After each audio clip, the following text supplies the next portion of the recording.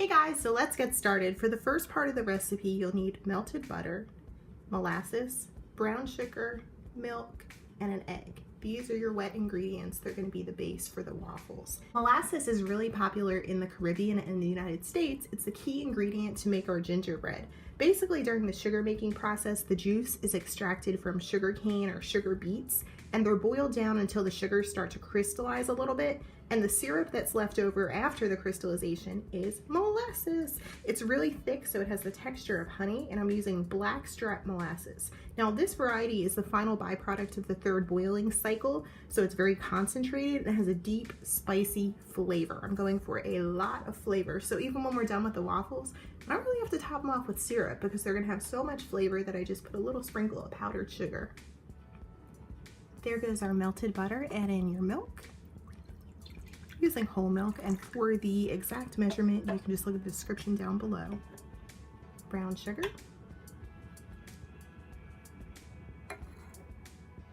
An egg. I'm gonna tell you guys that I just noticed the egg had a shell in it, so I was like, wait, stop the video. I have to get this stuff, like, it drives me nuts when I go back to see the video, and I'm like, really? Then add in our molasses.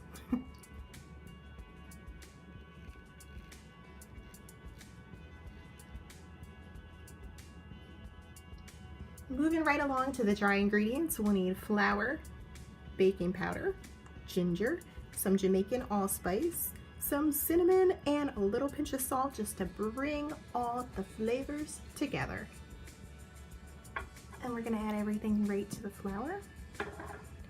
Something about the smell of cinnamon and molasses just feels like the holidays. And the ginger. You can use a fork or a whisk. Just make sure that everything is fully incorporated.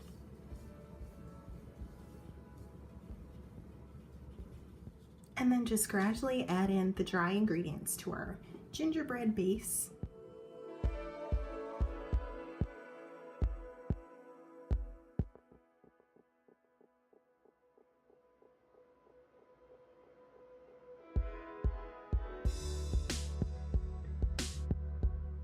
I'm just heating up the waffle iron here. Usually I set it at around 4, 4.5. It goes all the way up to 6.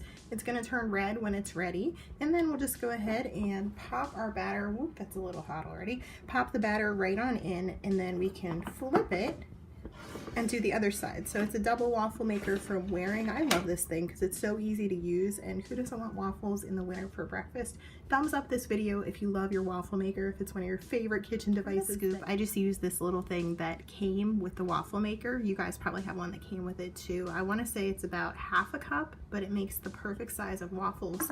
And then before I pop them in there, I found this is the best thing to use. I just use the Pam butter spray. It's better than using actual butter because for some reason it doesn't burn and the waffles just come out perfectly. So I'll spray it down with this a little bit and then put my little scoop in and spread it out with a spatula. I have my little mini spatula here. Just spread it out, and then when it's done, it's gonna lay up. So it makes things very easy. You really don't have to time anything. You're gonna hear it beep.